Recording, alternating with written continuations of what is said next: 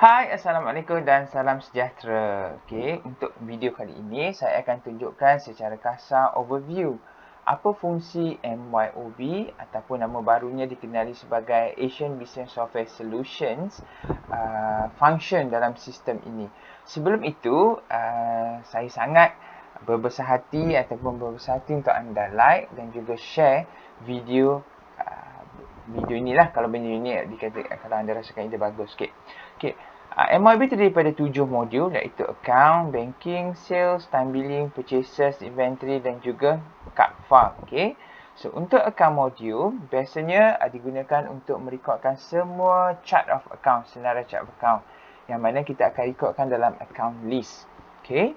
Dan bagi memudahkan proses pengkodidan ataupun penyusunan ataupun kawal selia account, MYOB telah summarizekan account asset di pre-suite dia 1, 2 untuk liability, 3 untuk equity, 4 untuk income, 5 untuk cost of sale, 6 expenses, ada income dan juga ada expenses. Okey.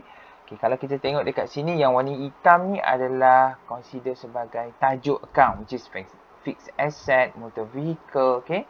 Kalau nak buka, kita tekan sebelah kiri, ada nak panah, tekan, dan dia akan ada header dan juga detail account. Masukkan nama dan juga coding. Okay. Untuk prefix yang depan satu ni, biasanya MYOB pre-setting up lah. Yang mana kata yang coding belakang ni, terpulanglah pada kita apa yang kita nak masukkan. Okay. Katalah nak create account baru, biasanya kita akan letak dekat, klik kat bawah, new, dan masukkan account code. Contohnya saya masuk dekat sini 999. Enter, saya masukkan account apalah, motor vehicle contohnya. Motor vehicle.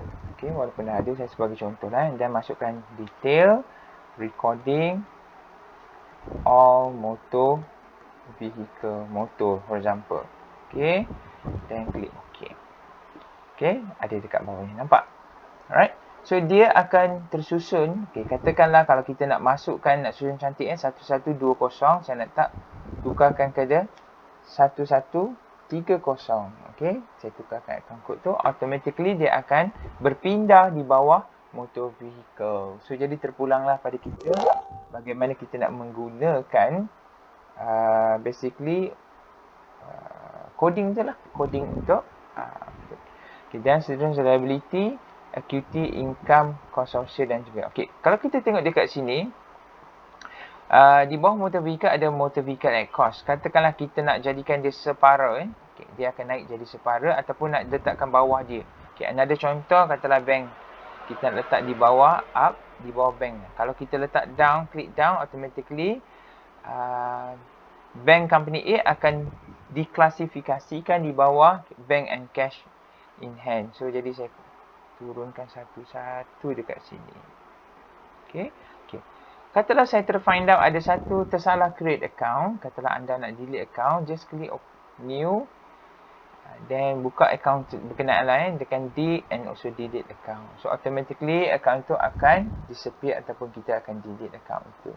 So itu adalah fungsi bahagian chart of account. So bila kita start buat account, step yang pertama, selepas create data file dan juga install the program, kita kena createkan chart of account. Okay. Step yang kedua, lepas kita create dan chart account, biasanya kita akan masukkan opening balance. Opening balance boleh masuk terus dekat bahagian bawah ni.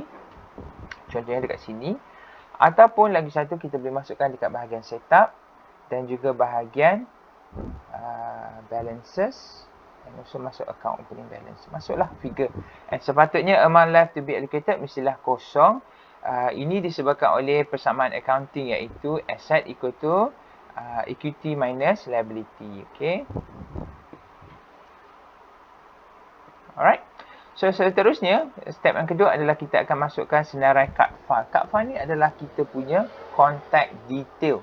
Okay, kalau kita klik kat kad file ni, contact detail terdiri daripada customer, supplier, employee. Kalau kat customer, masukkan new.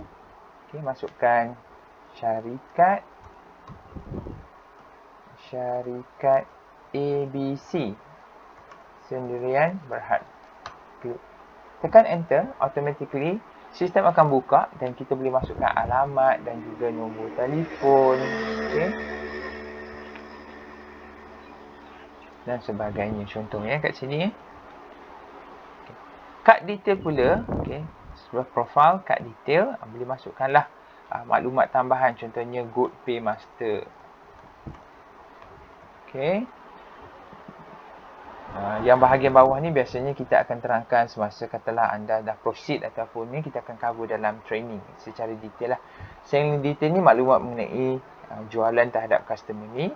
Payment detail biasanya pembayaran yang apa yang biasanya customer ni buat lah. Contohnya Mastercard dan masukkan detail. Contact log ni adalah kita punya diary. Contohnya need to call. Saya masukkan sini need to call back customer. Okay. So, klik record, automatically dia akan ada maklumat apa last communication. Dia macam CRM lah untuk kita kenal pasti apa communication kita dengan customer. Right? Okay. Itu berkenaan dengan contact details. Okay.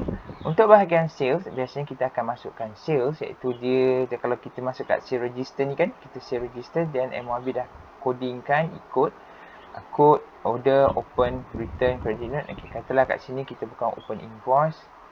Okay, saya masukkan, saya ambil yang contoh 2019. Okay, ada dah senarai invoice. Okay, then kalau nak masuk baru, klik new je lah. Okay, klik new, masukkan detail kat sini. Tapi saya tunjuk yang dah ada, baru cepatkan masa. Kalau tengok kat sini adalah Smart Reach. Okay, klik kat sini, dia akan pilih customer mana yang kita nak masuk dan terma dan syarat. Okay, and automatically invoice number dia akan run sendiri, training dan juga sebagainya. Okay, then katalah customer ni itu dia akan kategorikan sebagai, kalau kita tengok di sini, open invoice. Open invoice ni maknanya invoice yang masih belum terima apa-apa bayaran lah. Katalah saya nak terima bayaran, saya buka balik Smart Enterprise ni, ada button payment, saya klik button payment. Saya terima 6260 contohnya. Dan saya, okey, bukanlah saya letak kat sini 4500 lah. Okey, 4500. Saya terima melalui bank A dan knock off dan akan menjadi record. Automatically invoice ni akan menjadi kosong, balance due. Kalau kita tengok dekat register, dia telah pun lompat ke bahagian yang 10,000 tadi tu, ke bahagian close invoice, right? Okay. Okay, katalah nak tengok berapa kali, macam case ni tadi 4,500 kan, kita klik button history, buka balik, ada banyak partial payment tadi. Okay, dia sebelum tu dah ada payment lah, 300, 500, 4,700 dan last kali 4,500 payment yang kita terima daripada customer. Alright. Manakala bahagian purchases, okay, bahagian purchases benda yang sama juga. Okay, kita akan masuk bahagian ada code, order, open bill. Okay, kalau open bill ni kita masuk new open bill dan masukkanlah information. Tapi saya untuk meringkaskan, saya ambil yang sedia ada kat sini. Kemudian kat sini, produk kita adalah kita beli daripada code set larger. Dia boleh set up lah kalau kita nak set up ikut service item. Tapi saya ambil item, berbeza sedikit. Penerangan terperinci masa dalam kelas biasanya kita akan cover secara terperinci. Okay. So dia akan masukkan semua information dan akan ada. Okay. Katalah nak print, nak tengok macam mana kita punya information, just klik button, klik preview, klik kanan blok purchase order. Alright, and klik OK. Sama juga konsep. Kalau anda menerima bayaran, klik button payment dan masukkan berapa jumlah bayaran yang anda bayar kepada supplier anda. Contohnya 567 anda bayar. Knock offkan accordingly dekat bawah ni dan record. Okay.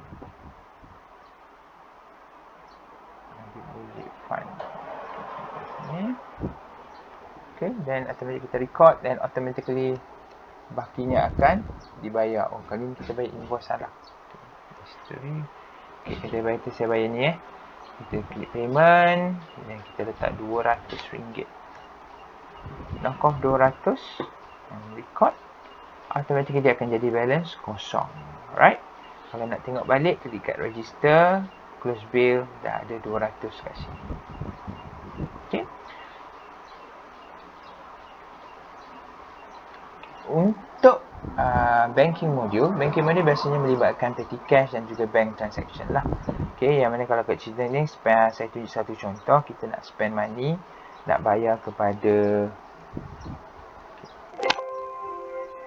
kita pilih one of kita punya supplier ataupun DG contohnya, kita nak supplier, kita bayar DG RM200 telefon. Okay, dan lepas tu katalah DG ni kita nak tekan split bayar untuk bulan Jun. Okay, example Mei, kita kat sini bulan Mei, kita klik record Mei, dan automatically kita record. Kan nampak ni atas dekat sini. Oh sorry, saya tak masukkan amount.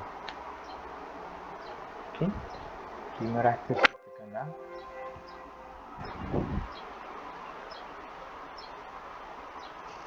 Okay, RM200 ni kita masuk. Alright, contohnya ni. Okay, sengaja saya siap buat silap kat sini supaya anda nampak. Okay, katalah ni silap kan, kata kita nak delete, anda boleh pergi edit dan delete check account, automatically dia akan delete semua information. Alright, so itu adalah bahagian bank register. Okay, untuk perincian biasanya kita akan cover juga dalam kelas secara detail macam mana nak gunakan dengan betul. Okay, untuk reporting ada dua option kat sini, tengok dekat bahagian bawah ni ataupun dekat bahagian atas ni. Dalam MYOB ada lebih kurang 166 jenis report. Contoh report yang biasa kita tengok adalah income statement, dan klik button customize kalau nak customate. Saya letakkan 2019 punya report contohnya.